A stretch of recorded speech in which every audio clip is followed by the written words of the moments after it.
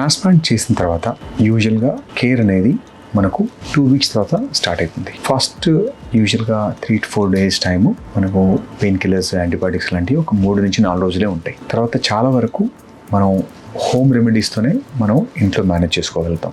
15 days తర్వాత యూజువల్గా 6 months వరకు కొన్నిసార్లు కొన్ని రకాల మల్టీవిటమిన్ టాబ్లెట్స్, తర్వాత గ్రోత్ని ఎన్హాన్స్ చేయడానికి కొన్ని సీరమ్స్, తర్వాత షాంపూస్ స్పెసిఫిక్గా ఒక ఫస్ట్ 1-2 months ఉంటాయి. తర్వాత మనం కమర్షియల్ షాంపూకి స్విచ్ అవ్వచ్చు.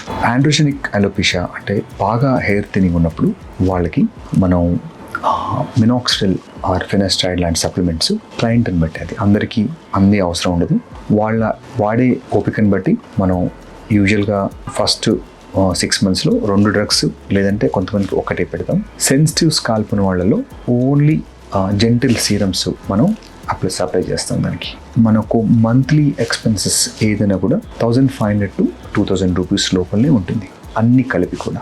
ఒక 1 year తర్వాత హెయిర్ కంప్లీట్గా గ్రోత్ అయిన తర్వాత ఇది యూజువల్గా సింగిల్ టాబ్లెట్ కానీ ఆర్ ఒక సింగిల్ సీరమ్తో కానీ మనం యూజువల్గా మేనేజ్ చేస్తాం. ఇది లాంగ్ టర్మ్ మేనేజ్మెంట్. ఇది దీనికి అండర్ పర్ మంత్ ఎక్స్పెన్సెస్ యూజువల్గా 1000 రూపీస్ లోపలే ఉంటుంది.